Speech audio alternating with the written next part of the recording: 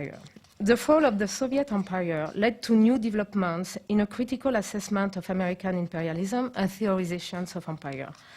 Catherine Lutz defines empire as, quote, a constellation of state and state-structured private projects successfully aiming to exert wide-ranging control through territorial or more remote means over the practices and resources of areas beyond the state's borders. This influence can be exercised through direct military and political intervention, the threat of intervention, the mediation of proxy states, or multilateral institutions in which the imperial power is a dominant member.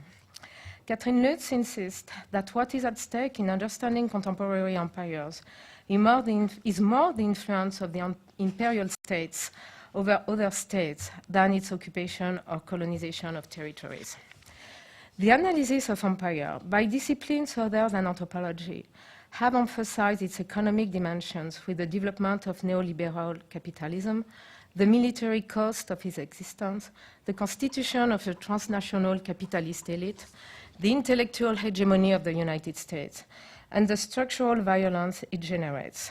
Unlike the European imperialism of the 19th and 20th centuries, American imperialism is not defined by the conquest of whole territories and the domination of the populations, but by the occupation of tiny territories or portions of national spaces for their geopolitical locations or their development as offshore financial activities.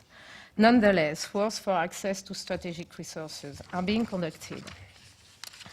Ethnographies reveal and describe the origins and mechanism of state violence, both in the conquered territories and in the United States. The discussion is based on the study of military bases in their local environment, the military or the war zones. In Island of Shame, the secret history of the US military base on Diego Garcia, David Vine documented how the establishment of the American military base, one of the 800 currently existing throughout the world, is made by the eviction of the prison population. The Chagossians were expelled from their archipelago, a British territory of Indian Ocean claimed by Mauritius, and then exiled to Mauritius or the Seychelles, where they live in dire conditions. David Vine is advocating for the Chagossians to the British and American governments.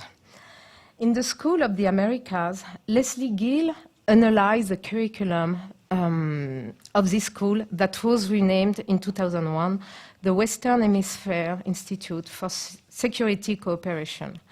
More than 60,000 officers, most of them coming from South America, graduated from this counterinsurgency training school. The training